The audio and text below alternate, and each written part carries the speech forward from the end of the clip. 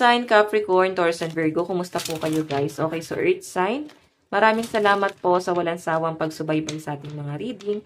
And kung ikaw ay bago pa lang sa ating channel, so yun guys, mag-subscribe na po kayo. And i-click mo na rin yung ating notification bell para lagi kang updated sa ating mga bagong uploads. So tignan natin Earth sign, ano ba ang inyong gabay kapalaran? Earth sign, gabay kapalaran po, Spirit Guide. Okay. Earth sign. So guys, meron tayong Four of Pentacles. Ayan, yung iba sa inyo guys may pinag-iipunan or natututo kang mag-ipon. Or iba sa inyo guys baka may ipon na pero mukhang magagamit nyo daw. Titignan natin ha. Oh, Six of Wands, Strength. So guys, meron ako nakakita ditong kasunduan. Siguro ikaw ay may planong bumili ng bahay or lupa or something property. So may kasunduan na yun, no? May property rito guys. So I think yung iba sa inyo, matutuloy na to.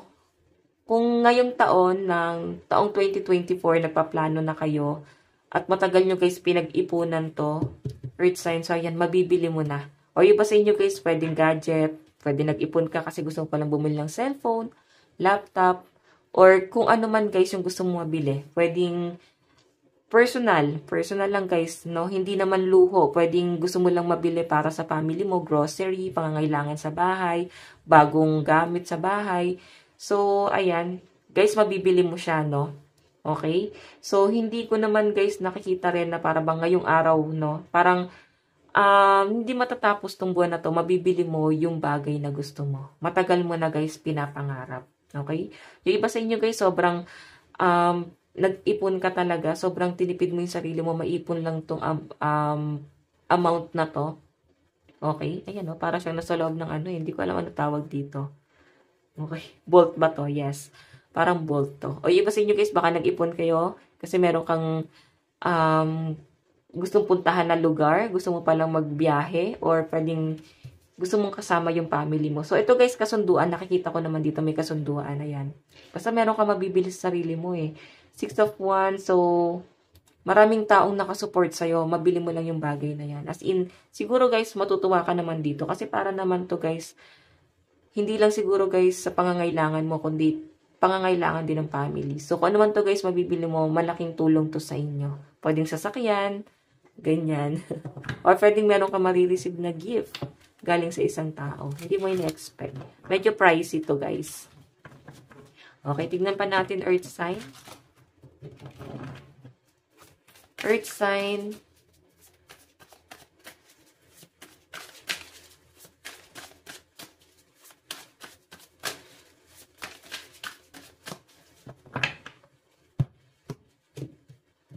Okay. So guys, additional message, meron tayong Knight of Swords. Oh my God. Parang guys, ingat ka no, kung ito ay patungkol sa property, para bang agawan sa property or pwedeng naghahanap ng ano eh, parang last will testament ng kamag-anak or magulang, or pwedeng ito'y pamana. May nakikita ko rito guys, maaaring pagtatalo patungkol po sa pamana. Okay, ayan, kailangan nyo siguro guys pag-usapan ng mabuti. Mahirap yung para bang nagtatalo-talo, hindi nagkakasundo-sundo. Dahil lang guys sa pamana or dahil lang guys sa property.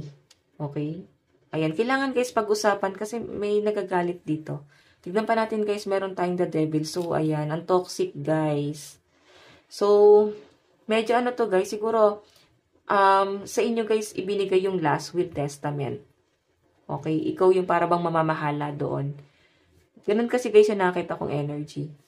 Okay? O yung iba naman sa inyo guys, pwede naman pera mo naman to, pero may mga taong nagagalit sa inyo. Pwede mga inggit pala to. Ayan. Pero mas malinaw kasi sa akin guys, parang pamana siya. Okay? Siguro guys, kailangan pag-usapan. Kasi kung hindi mapag-uusapan, magiging toxic po ito. Hanggang sa para bang hindi magkakasundo, may mga pag-aaway. So baka lumala po yung sitwasyon. Okay, yung iba naman sa inyo guys, baka meron kang pinaglalaban sa company mo, pwede sa trabaho or sahod mo pala tong pinaglalaban mo.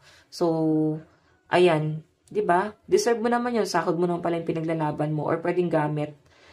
Okay, na para bang inaangkin ng ibang tao. Alam mo sa sarili mo na sa'yo yun eh, pero parang inaangkin po. Okay, so sa nakikita ko guys, Para bang ipaglalaban to. Tignan pa natin, guys. Meron po tayong Queen of Cups, sensitive, emotional, kind, intuitive, feminine, and caring.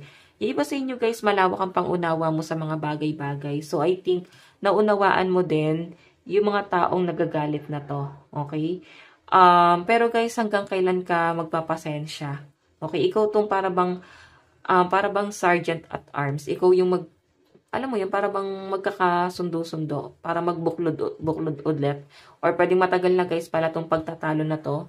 Matagal na pala yung pag-aaway na yan, pero ikaw yung para bang unang, or pwede ikaw yung gagawa ng way para magkasundo-sundo ulit. Kung pag-aaway to patungkol sa family, ganun yung nafe-feel ko guys. Medyo malawak kasi guys yung energy, pero may nakikita akong ganyan. Okay? Medyo sensitive yung energy mo. Or pwedeng, sa'yo sila guys nagre-reach out kasi sila pala yung may kasalanan. Guys, no? Kasi may pag-aaway, oh. Okay? So, meron po tayong 6 of Wands. Ito rin yun guys, oh, 6 of Wands. So, kung alam mo daw guys na nasa tama ka, wala ka daw dapat i-explain. Hindi mo kailangan ma-pressure. Pwedeng pinabibigat mo lang din yung kalooban mo. So, ang kailangan mo lang dito guys, para bang hayaan na lang yung mga toxic na to. Okay? Pero kung ito naman guys ay masyado na guys, kailangan ng gawa ng action, kagaya nga ng sabi ko, para magkasundo-sundo. Kung ito ay patungkol sa property, pag-usapan na. Kung ito ay patungkol sa kamag-anak, mahirap na lumala pa yung tension, di ba? So, ayan, may pagkakasundo eh. Ayan. Okay, pag-usapan bago pa guys lumala ang sitwasyon. Or kung ito ay guys patungkol sa relationship mo, pwedeng hindi kayo guys nagkakasundo ng person mo kasi itong relationship na to masyado na guys toxic. Okay, marami ng taong nadadamay. Okay? Masyado na guys, alarm. Tignan natin ang inyong advice. Meron po tayong expansion, ritual, dance, feast, and fire. So, ito guys ay para bang may plano yung iba sa inyo na mag-unwind sa malayo. Pwedeng ito ay vacation kasama ang mga friends. So, I think magkakaroon ng expansion sa mga earth sign. Kumbaga, mafe-feel mo na nagkakaroon ng para bang lumalawak ka. Okay? I think nagkaroon ka siguro ng kalayaan. Hindi ka na yung para bang nakokontrol. Pwedeng sa relationship mo sa person mo, medyo toxic siya guys.